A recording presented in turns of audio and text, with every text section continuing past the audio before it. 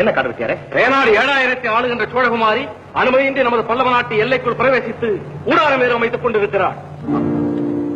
இப்போதே அவளை சந்திக்க. அப்படி வா அர்ஜுனா, நீ ஒரு சத்திரியன்.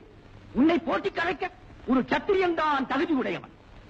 கர்ணா, நீ சத்திரியனா? பிறப்பால் உயர்ந்தவன், வீரத்திற்கென்று பிறந்தவன், அவனோடு பிறப்பறியாத தாழ்ந்தவன், வீரம் வந்துவிட்டதாக நினைப்பவன், நேருக்கு நேர் போட்டி கழைப்பதை நாங்கள் ஏற்க முடியாது. நினைத்து முடியாமல் குருதேவரின் உறக்கத்திற்கு ஊர் நேர்ந்தது நான் செய்த பாவம் போலும். என்னை மன்னிக்க வேண்டும். நீ யார்? உண்மையில் நீ ஒரு அந்தணனா? சத்திரியனுக்கு மட்டும்தான் இத்துணை திடம் இருக்க முடியும்.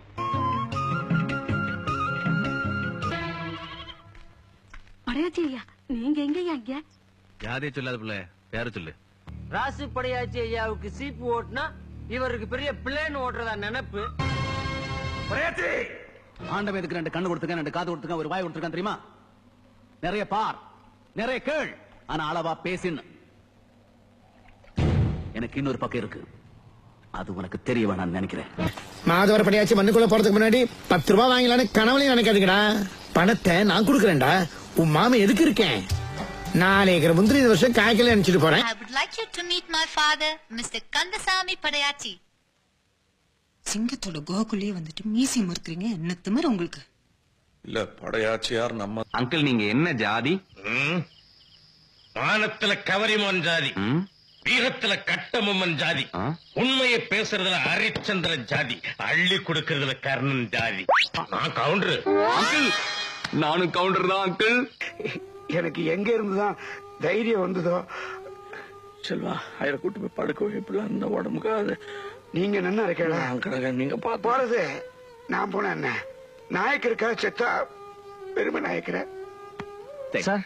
பெரிய இடத்து சமாச்சாரம், வேல் நாயக்கர் விஷயம், தமிழ் நற்பணி மன்றம் ப்ராப்ளம் ஏதாவது வந்துருங்க. உங்க தமிழ் நற்பணி மன்றம் தெலுங்கு ராதா பரவாயில்ல. இது ஊர் மாதிரி கிடையாது, கிராமம், கட்டுக்கோப்பானது, மிலிட்டரி மாதிரி. இது இந்த ராமசாமி படையாச்சியோட கோட்டடா. இங்க செடி முளைக்கிறதுல இருந்து பூக்கிறது, காய்க்கிறது, கண்ணாகிறது எல்லாம் கணக்கு பார்த்தா தானே தெரியுது. சொத்துல பாதி எழுதி கொடுத்துட்டு கல்யாணத்தையும் பொண்ணு வீட்டுக்காரனே செஞ்சு வச்சு கொடுக்கறதுக்கு சொக்கலிங்கம் படையாச்சி மாதிரி இன்னொரு வைத்தியக்காரன் கிடைச்சிட்டான். ஆமா, ராயரையா வராருமா?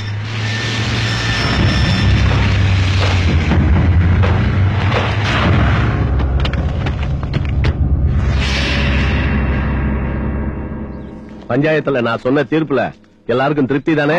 அப்பா யாருப்பா அவரு? பேசுறதுன்னு தெரியலையா? அவர்தான் இந்த ஊர் நாட்டாம. மார்ஷியல் ஆர்ட்ஸில் முதன்மையான கலை குங்ஃபு.